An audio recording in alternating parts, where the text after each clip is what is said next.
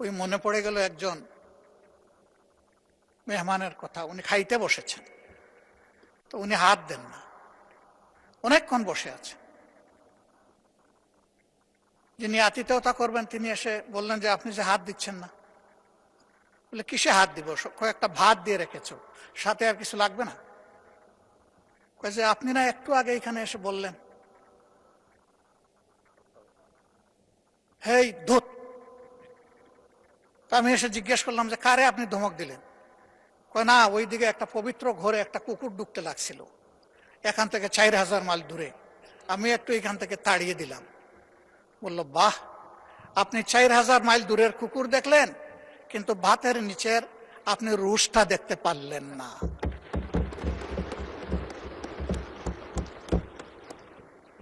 ক্ষেত্র বিশেষে আমাদের অবস্থান এমন হয়েছে, আমরা অনেক দূর দেখি, কিন্তু আমার গায়ে বগলে আমার যে দুর্বলতা বা গন্ধ সেটা আমরা দেখি না বা বুঝার চেষ্টা করি না।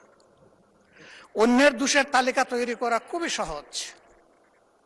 মানুষ কখনো মহৎ হতে পারে না যে শুধু অন্যের দোষের তালিকা তৈরি করে। মানুষ সেই মহৎ হয় যে নিজের দোষ খুঁজে বেড়ায়, যে আমি কোন ভুল করেছি।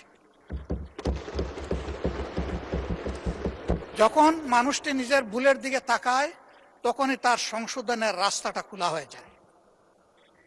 আর অন্যের ভুল যখন খুঁজতে থাকে তখন তার কিন্তু আর ওই ভুল থেকে, নিজের ভুল থেকে ফিরে আসার রাস্তা বন্ধ হয়ে যায়। আমি এখানে এসে মাঝে মাঝে কনফিউশনে পড়ে যাই। আমি কি মহান জাতীয় সংসদে বসে আছি, নাকি আমি জেগে জেগে ঘুমাচ্ছি?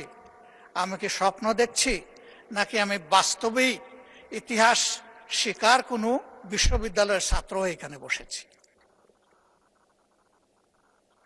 আমাদের 12 তারিখ থেকে শুরু করে আজকে 30 এপ্রিল পর্যন্ত চলে আসা বক্তৃতার আমি যদি ভুল না করি তাহলে 80 ভাগ ছিল ইতিহাস চর্চা।